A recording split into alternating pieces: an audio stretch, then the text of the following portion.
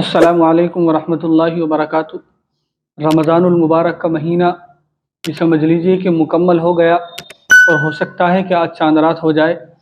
چنانچہ ہم کس چیز میں اب مشغول ہوں گے؟ ہماری خواتین گھر کی تیاری میں، کھانے وغیرہ جو عید کے موقع پر نئے نئے پکوان بناتے ہیں ان کی تیاری میں، ہمارے مرد حضرات اپنی عید کی شاپنگ میں زیادہ تر مشغول ہوتے ہیں، ہمارے نوجوان بھی عید کی شاپنگ میں لگ جاتے ہیں۔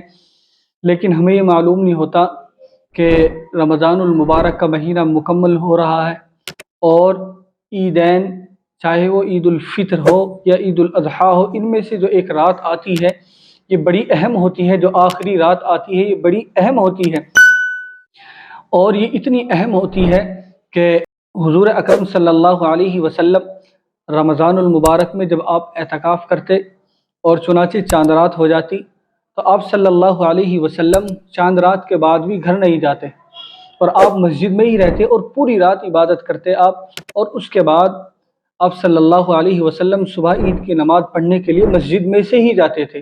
اور اس رات کو لیلۃ الجائزہ بھی کہا جاتا ہے، یعنی جو آخری رات آتی ہے جس کو ہم چاند رات کہتے ہیں، یہ بڑی اہم ہوتی ہے، بڑی فضیلت والی رات ہوتی ہے اور اس کو ہم لیلۃ الجائزہ بھی کہتے ہیں۔ لیکن اس رات کے متعلق ہمیں معلوم نہیں ہوتا، ہم اس رات میں بڑی غفلت برتتے ہیں۔ اور اسی طریقے سے آپ صلی اللہ علیہ وسلم نے ارشاد فرمایا کہ جو شخص ان راتوں میں عبادت کرتا ہے، یعنی لیلۃ الجائزہ جس کو کہتے ہیں، آخری رات میں، یا اسی طریقے سے عید الاضحیٰ کی چاند رات میں عبادت کرتا ہے، اللہ تبارک و تعالیٰ ایسے شخص کے لیے جنت واجب کر دیتے ہیں۔ اور ایک دوسری روایت میں آتا ہے کہ آپ صلی اللہ علیہ وسلم نے ارشاد فرمایا کہ جو شخص ان راتوں میں عبادت کرتا ہے، اللہ تبارک و تعالیٰ اس شخص کی مغفرت فرما دیتے ہیں۔ چنانچہ ایک مرتبہ آپ صلی اللہ علیہ وسلم نے صحابہ کرام کے سامنے ذکر کیا کہ اگر کوئی شخص آخری رات میں عبادت کرتا ہے، رمضان کی آخر رات میں عبادت کرتا ہے، اللہ تبارک و تعالیٰ اس کی مغفرت فرما دیتے ہیں۔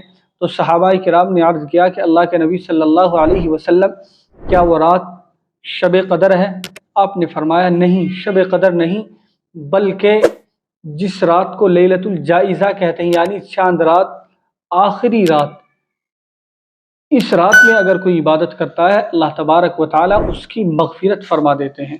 تو چنانچہ ہم اس رات کو غفلت میں نہ گزاریں اور ہم اس رات کے متعلق اپنے بدن کے اندر، اپنے اندر کاہلی اور سستی پیدا نہ کریں۔ اور میرے عزیزو، جب رمضان المبارک کا مہینہ مکمل ہو جاتا ہے تو اللہ تبارک و تعالیٰ فخر کے ساتھ اعلان کرتے ہیں کہ اے میرے فرشتوں، اب ان میرے بندوں کو کیا انعام دینا چاہیے، ان کا کیا بدلہ ہے؟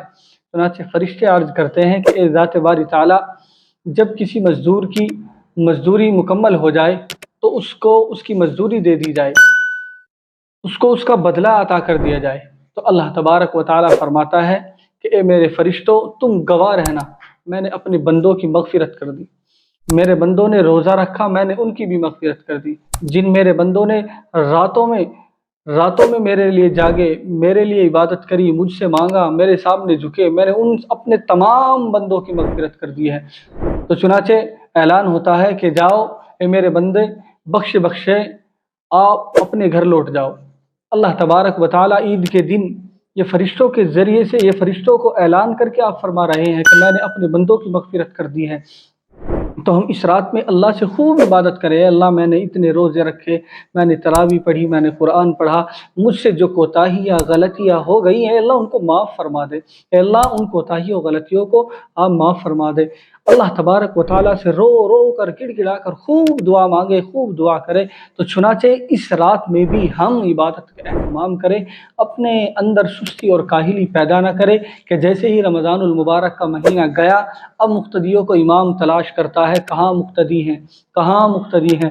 ہم رمضانی نمازی ہوتے ہیں، مسجد خالی ہو جاتی ہے، جیسے ہی عید کی نماز پڑھی، ظہر کی نماز کا نمبر آتا ہے، مسجد خالی ہو جاتی ہیں، مسجدوں میں مقتدی نظر نہیں آتے، مقتدی بالکل غائب ہو جاتے ہیں، رمضانی نمازی ہوتے ہیں سب تتر بتر ہو جاتے ہیں۔